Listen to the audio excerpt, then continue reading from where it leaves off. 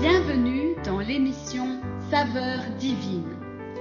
Cette bonne nouvelle du royaume sera prêchée dans le monde entier pour servir de témoignage à toutes les nations. Alors viendra la fin. Ce pain céleste vous est présenté par Immaculée Niraneza.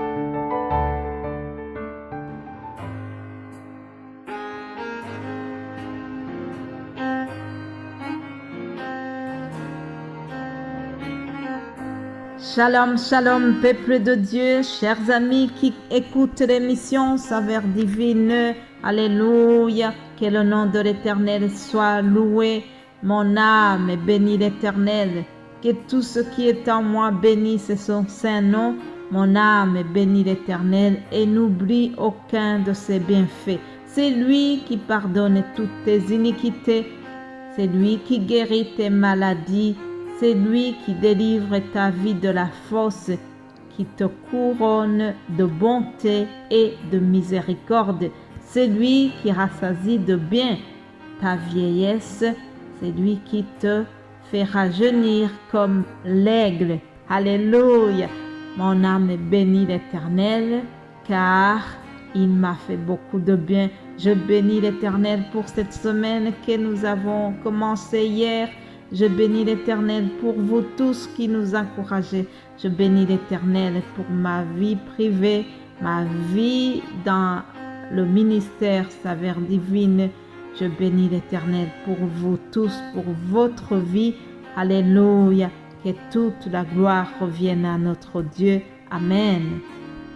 Mes bien-aimés de Dieu, après ces quelques mots d'action de grâce pour notre Seigneur, je vous propose de continuer l'analyse ou bien l'étude de cette prière de Jésus-Christ que nous trouvons dans Jean chapitre 17, Évangile selon Jean chapitre 17.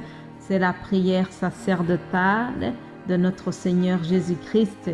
Je lis au premier verset, il est écrit: après avoir parlé, Jésus leva les yeux au ciel et dit: Père, l'heure est venue, glorifie ton Fils, afin que ton Fils te glorifie, selon que tu lui as donné pouvoir sur toute chair, afin qu'il accorde la vie éternelle à tout ce que tu lui as donné. Or, la vie éternelle, c'est qu'ils te connaissent, toi le seul Dieu, et celui que tu as envoyé, Jésus-Christ. Je t'ai glorifié sur la terre, j'ai achevé l'œuvre que tu m'as donnée à faire. Et maintenant, toi, Père, glorifie-moi auprès de toi-même, de la gloire que j'avais auprès de toi avant que le monde soit. Amen. Chers amis, j'aime beaucoup cette prière de notre Maître Jésus-Christ. Cette prière, elle atteste vraiment la communion que le Fils avait avec son Père. Cette prière, elle est précieuse parce que elle manifeste vraiment cette fusion qu'il y avait entre lui et son Père. Cette prière nous montre que Jésus, le Fils, et Dieu le Père, c'est vraiment une seule personne. Même si les autorités religieuses n'ont pas compris cela. D'ailleurs, lorsqu'ils ont arrêté Jésus pour le tuer, il y avait cela comme motif de condamnation. On lui reprochait que Jésus s'est fait Dieu. Or, ce n'était pas faux. Si Jésus disait qu'il est Dieu, c'était la vérité. Mais malheureusement, ils n'ont pas compris cela et ça faisait partie des motifs de condamnation. Mais dans cette prière, Jésus va encore une fois souligner que lui est le Père. Donc Dieu le Père et Dieu le Fils, c'est une seule personne. Cette communion et cette fusion du Père et du Fils, Jésus le répète au verset 22 lorsqu'il dit « Je leur ai donné la gloire que tu m'as donnée, afin qu'ils soient un, comme nous sommes un. Alléluia. Une autre parole nous dit, Jésus a dit, celui qui m'a vu a vu le Père. Autrement dit, Dieu le Père et Dieu le Fils, c'est la même chose. Puisqu'il leur a dit que celui qui l'a vu a vu le Père, il voulait souligner que Dieu le Père et Dieu le Fils, ils sont égaux. Alléluia.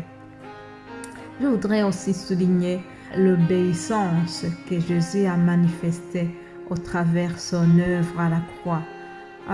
Au verset 4, il dit, « Je t'ai glorifié sur la terre, j'ai achevé l'œuvre que tu m'as donné à faire. » Alléluia. Jésus-Christ a achevé l'œuvre que Dieu le Père lui avait donnée. Chers amis, ce n'était pas facile. Ce n'était pas une œuvre facile. Jésus-Christ a souffert à la croix pour nos péchés. Jésus-Christ a été meurtri. Lui qui était innocent, il a été rendu coupable pour nos péchés. Mais dans tout cela, il a obéi. Il a été jusqu'au bout pour nous racheter. Alléluia. Alors, il commence donc ce chapitre en disant, « Père, l'heure est venue. Glorifie ton Fils, afin que ton Fils te glorifie. » Lorsque Jésus parle de l'heure est venue. De quelle heure est-ce qu'il veut dire? C'est quoi l'heure?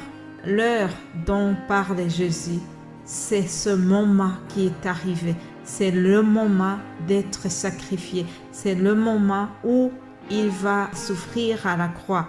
Tout ce que Jésus-Christ dit dans ce chapitre, c'est une transition qui va marquer la fin de son ministère, la fin de tout ce qu'il a fait sur la terre. Et ça marque vraiment la fin de tout ce que Jésus devait faire. Et donc, il va dire que l'heure est arrivée de nous racheter, de payer pour nous.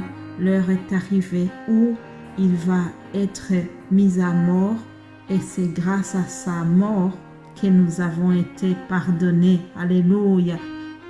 Mes bien-aimés de Dieu, Jésus-Christ a accepté une mort ignoble, mais au travers de cette mort, Dieu le Père a été exempté. Au travers la mort de Jésus-Christ, le Père a été glorifié pour son plan de rédemption pour l'humanité. Alléluia.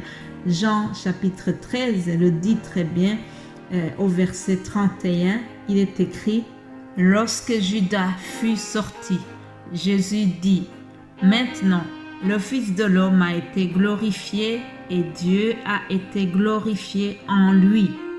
Si Dieu a été glorifié en lui, Dieu aussi le glorifiera en lui-même et il le glorifiera bientôt. » Alléluia. Soulignez combien de fois le verbe glorifier est noté dans ce verset. Les deux versets, le verbe glorifier revient plusieurs fois, chers amis. Jésus-Christ a été glorifié à la croix et Dieu le Père a été glorifié aussi au travers la mort de Jésus-Christ. Alléluia. Chers amis, ce n'était pas facile. L'œuvre de la croix n'était pas facile, mais Jésus-Christ a tenu bon et il a été jusqu'au bout. Alléluia. Jusqu'au bout pour que toi et moi nous ayons la vie éternelle, comme il le souligne dans le verset 2 du chapitre que nous avons lu. C'était pour que vous et moi nous ayons la vie éternelle. Alléluia. Jean 3,16, un verset que je pense que vous connaissez par cœur. Il dit, « Car Dieu a tant aimé le monde qu'il a donné son Fils unique, afin que quiconque croit en lui ne périsse point, mais qu'il ait la vie éternelle. » Alléluia. Et le 17 dit, « Dieu a en effet n'a pas envoyé son Fils dans le monde pour qu'il juge le monde, mais pour que le monde soit sauvé par lui. Alléluia. Chers amis, Jésus-Christ est venu pour nous sauver. Beaucoup de gens ont peur que Jésus est venu pour les juger. Non, il est venu pour les sauver. Est-ce que toi qui m'écoutes aujourd'hui, est-ce que tu es sauvé? Est-ce que tu as la vie éternelle? Je te souhaite d'avoir la vie éternelle en Jésus-Christ. Alléluia. Passe une excellente journée et nous allons continuer demain par la grâce de Dieu. Amen.